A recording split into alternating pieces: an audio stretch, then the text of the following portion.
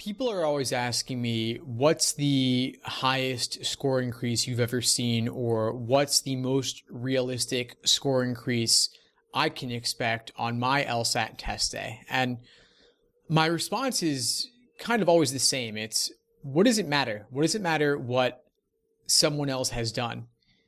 If you just want to know whether it's possible, the answer is, of course, anything is possible. And I've seen anything and everything happen. I've seen students go from 141 to 168. I've seen students go from the 150s to the 170s, even the low 150s to the 170s. 15, 20-point score increases, they're fairly common when people are studying the right way and they haven't seen the LSAT before, so we've got a good baseline starting point. But what does this mean for you? There are so many variables to consider when we think about what's likely for a student in order to achieve their maximum success on test day. So, are you working? Are you in school? Are you maximizing all your free time around studying?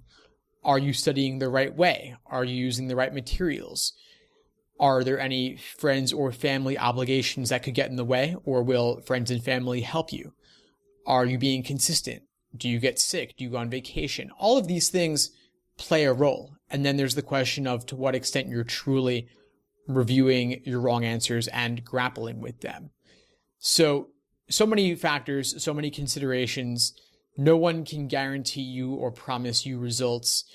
Students will sometimes ask me, how likely is it that I'll improve 10 or 15 points? And especially if I know nothing about you and we've never worked together and you're just emailing me, the honest truth is I have no idea. I'm not babysitting you. I'm not watching over your shoulder, making sure you're doing the problems, and if so, you're doing them correctly and reviewing them in the right way. One thing that can be helpful, though, about previous students and their score increases is that you can see their habits. You can see the patterns in their studying. And that's one reason I've published probably hundreds at this point of actual student stories. I call them LSAT diaries. And they're former students writing in, sharing their study journeys, sharing their study successes. Some of them have used my resources, some haven't. But either way, I think they're useful. And I've had them categorized by starting score, ending score, and showing you their score improvements. So I'll link to those LSAT diaries below this video, along with some key diaries that I think are especially useful, showing you some of the more significant score increases and some of the more substantive contributions that these former students have made. So I hope you find them helpful.